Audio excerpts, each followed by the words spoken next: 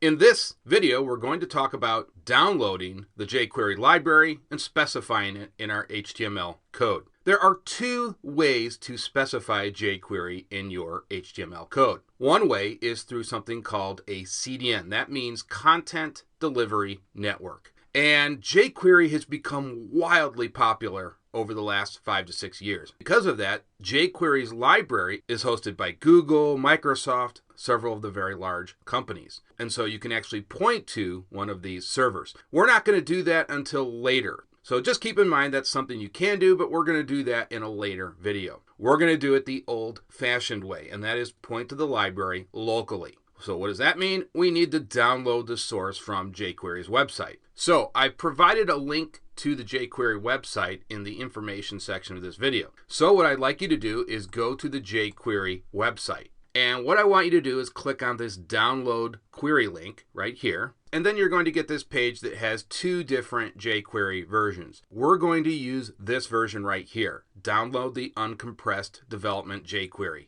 1.11.3. So you want to select that link and download it. Now these files are not huge, so you should download all of them, even the jQuery 2.x series, so that you have them for reference in the future if you need them. Now, the main difference between 1.x and 2.x is that 2.x drops support for Internet Explorer 6, 7, and 8. So that's why we're going to use 1.x, and that's why I use 1.x, because I don't think it's a good idea to ever drop older browser versions. In fact, you'd be surprised how many people are still using Internet Explorer 8. My mom still uses it. So that's why we're going to use 1.x. But in reality, there's just very little difference between the two. It's just that 2.x drops some of the older browser versions. Now, if you want to use 2.x in this series, feel free to do that. This series will support any version of jQuery that you want to use. So that being said, go ahead and download the development jQuery 1.11.3.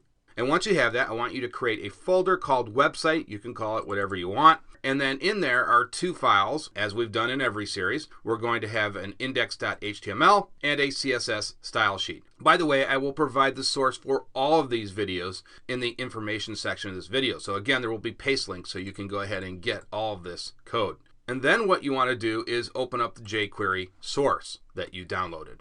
And in this case, I downloaded both of them, and so I've got the 1.11.3 and the 2.1.4, but we're going to use the 1.11 version, and we're going to use the development version. Now you'll notice, well, let me drag this over here a little, that the size of this file is 278 kilobytes. Now if we go to the production version, you'll notice that it's 94 kilobytes. So this is the same exact version as the development version. It's just a compressed version because you want to have this file as small as possible when you go to production. You don't want the user to have to download large files. So this is just a compressed version.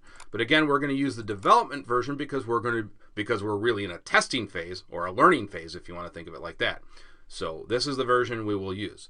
So what I want you to do is just copy and paste that because you want to keep the original version in your library.